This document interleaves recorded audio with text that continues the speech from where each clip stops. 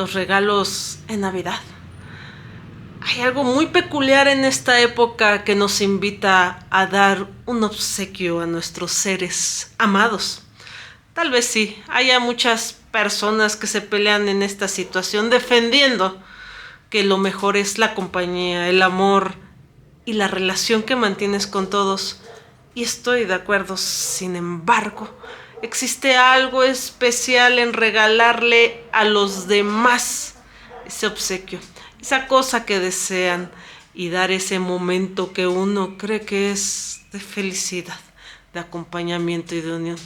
Porque sí, también el mismo detalle habla de la preocupación que sientes hacia esa persona. Sin embargo, tienen una raíz muy curiosa y justamente si estuviéramos peleados con la totalidad de regalar, tendríamos que examinar cuáles fueron los primeros regalos en la Biblia. Y los vemos justamente en aquellos magos que acudieron a visitar a Jesús. Hay muchas singularidades al respecto, las cuales desglosaremos más adelante. Sin embargo, nos vamos a enfocar en ese momento del regalo. Para ello, nos vamos a ir a Mateo 2:11 y dice: y al entrar en la casa, vieron al niño con su madre, María, y postrándose lo adoraron, y abriendo sus tesoros le ofrecieron presentes: oro, incienso y mirra. Estos fueron los regalos presentados por aquellos personajes curiosos e inclusive que después vamos a detallar, en donde dan oro, incienso y mirra en un cofre de tesoro para Jesús. Podemos ver que ellos fueron guiados por la estrella de Belén. Se deduce muchas veces que eran astrólogos y que tal vez eran astrónomos. Sin embargo, podemos entender que esta estrella fue justamente creada para este acontecimiento peculiar, porque además del significado de cada uno de estos regalos ofrecidos a Jesús, también tiene un trasfondo interesante, porque Dios es quien pone los recursos y Dios es el dueño del mundo, usando inclusive a personas que conocían sobre el nacimiento del rey de los judíos, porque así lo llamaban. Curiosa escena que también fue representada en la crucifixión, cuando justamente Jesús ostentaba en esa cruz el mismo título.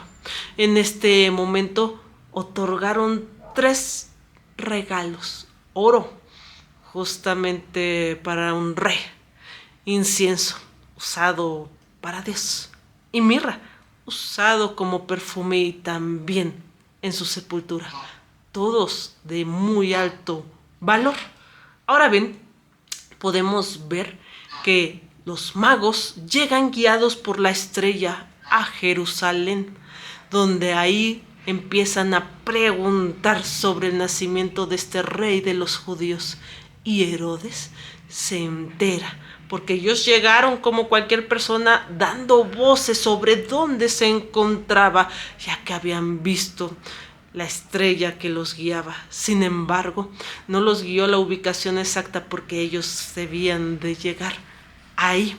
En ese momento Herodes se enteró y se turbó en gran manera. Incluso hay un pasaje muy curioso en la escritura que podemos comentar, y para ello nos vamos a ir a Mateo 2:3 y dice: oyendo esto, el rey Herodes se turbó y toda Jerusalén con él. Podríamos entender la situación del rey Herodes, porque si había nacido otro rey, su trono peligraba. Pero ¿por qué toda Jerusalén se turbó? Posiblemente, aunque la escritura no lo dice, conocemos la naturaleza del rey Herodes: un rey sanguinario, un rey títere, un rey utilizado para justamente molestar a los judíos, sacarles impuestos por Roma. En este momento sabemos entonces que ese carácter maligno de Herodes era conocido por todos sus allegados y toda la ciudad, y sabían que si su trono peligraba, él se iba a poner difícil. e iba a ocasionar estragos en la población, porque a pesar de que los judíos esperaban al rey, al verdadero Salvador, temían por la situación de Herodes. Podemos inclusive entrever parte del carácter de Herodes cuando llamó a los magos y les dijo: vayan y adoren, y cuando lo encuentren regresen para que yo también lo adore. Es decir, estaba usándolos como un señuelo, una carnada, para que les dieran la indicación exacta y poder terminar justamente con ese rey que peligraba y hacía peligrar su trono. En ese momento podemos ver el carácter de Herodes.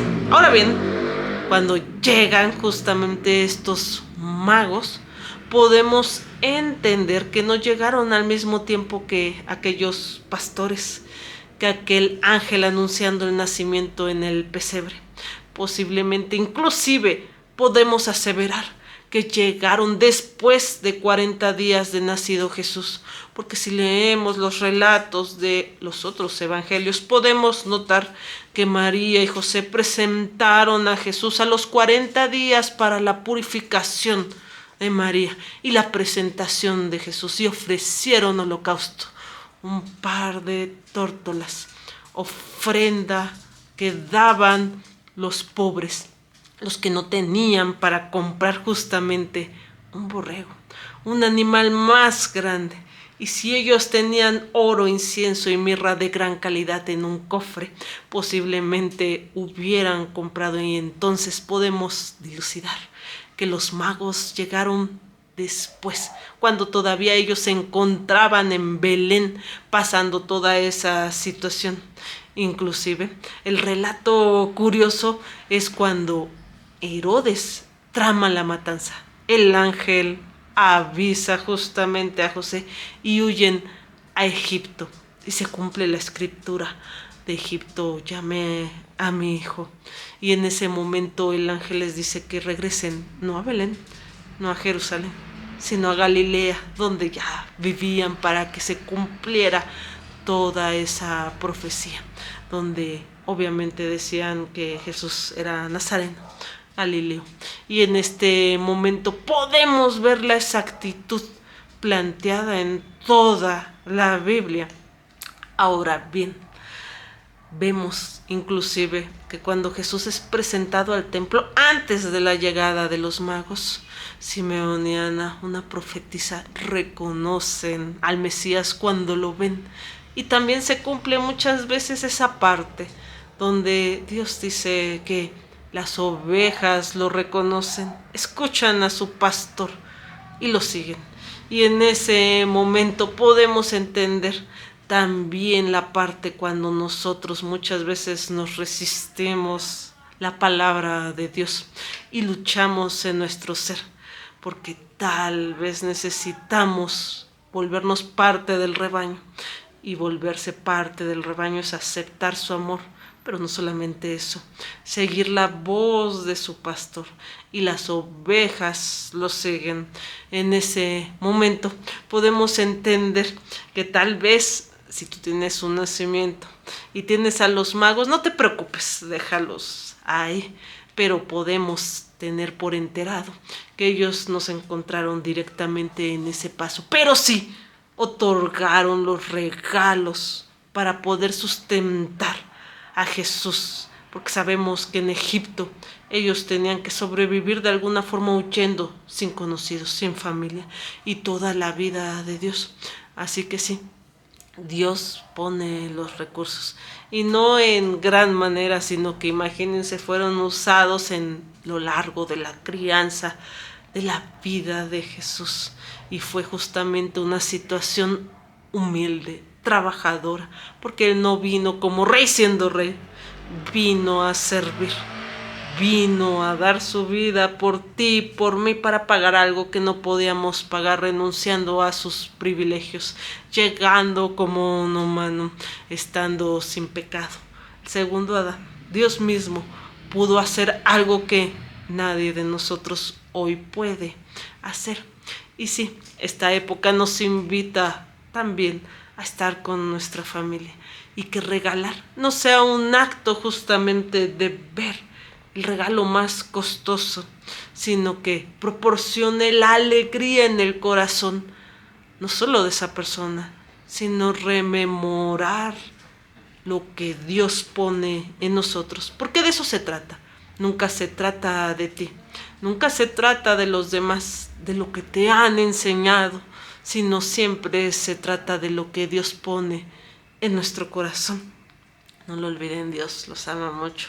Que sea una fiesta reunidos en familia con amor, conmemorando la llegada de el Salvador, de la puerta, del único camino, donde Él pudo dar lo que nadie puede dar. Y nosotros al aceptarlo somos acreedores a conocerle, a estar en la presencia de un Dios santo por Él, solo por Él.